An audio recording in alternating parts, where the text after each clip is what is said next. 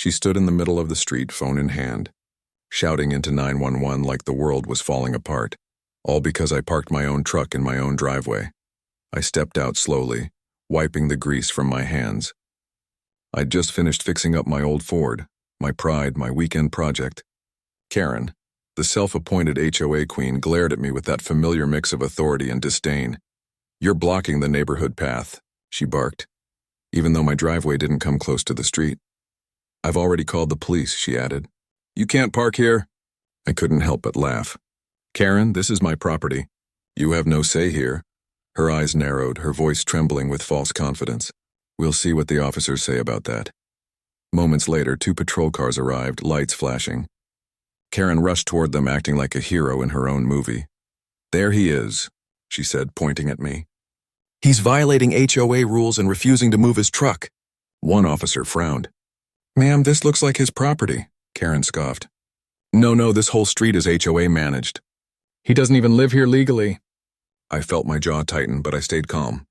Reaching into my jacket, I pulled out my worn leather wallet and handed the officer my military ID.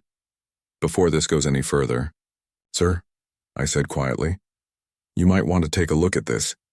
His expression shifted instantly. "You served?" "Yes, sir," I replied. "This is my home, bought it fair and square when I came back." Karen froze. Her face went pale, her voice gone. The officer turned to her. "Ma'am, this man has full rights to his property." "I suggest you step back," she stammered. But he's blocking his own driveway." "That's not a crime," the officer replied flatly. When they drove off, Karen stood frozen, clutching her phone. I looked at her once and said calmly, "You picked the wrong driveway today." The wind carried her silence as I walked back inside. But I knew it wasn't over.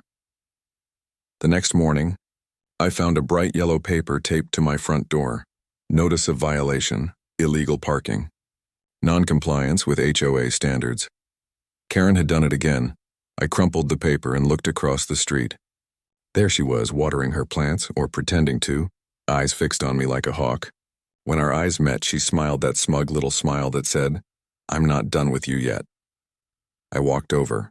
"Karen, you know there's no HOA on this street, right? It was dissolved years ago."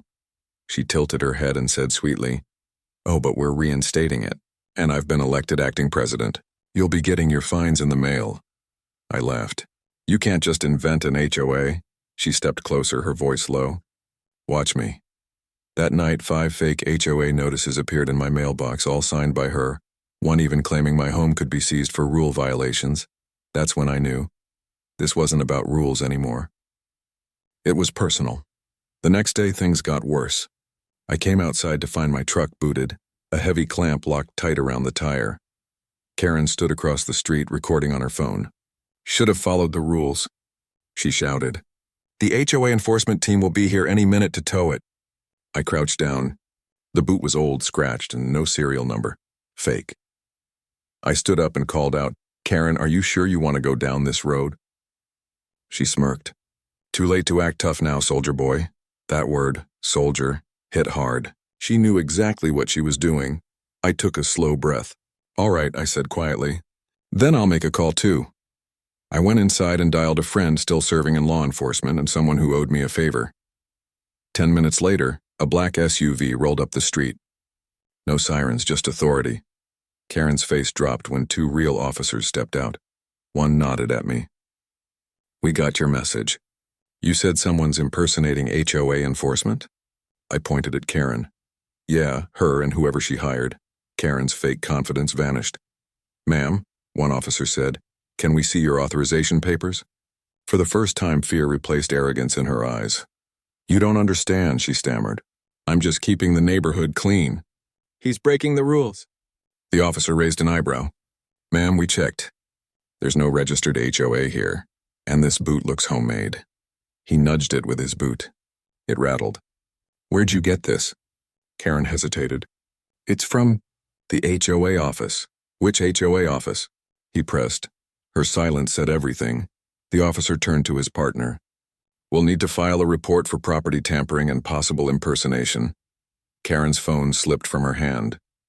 "Wait, you can't arrest me for protecting the neighborhood." I stepped forward, my voice calm but cutting.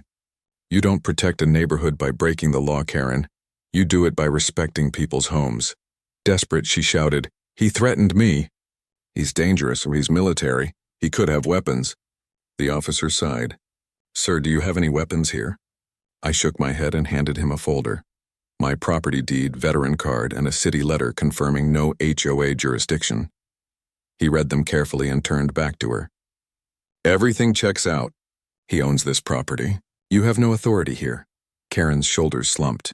"You don't understand. He thinks he's better than everyone." I cut in, my voice steady. "Karen, I just want peace. You've harassed me since the day I moved in, but I'm done playing along." "Ma'am," the officer said firmly, "remove that boot and stay off his property. If we get another call, it won't just be a warning." They handed her a written notice.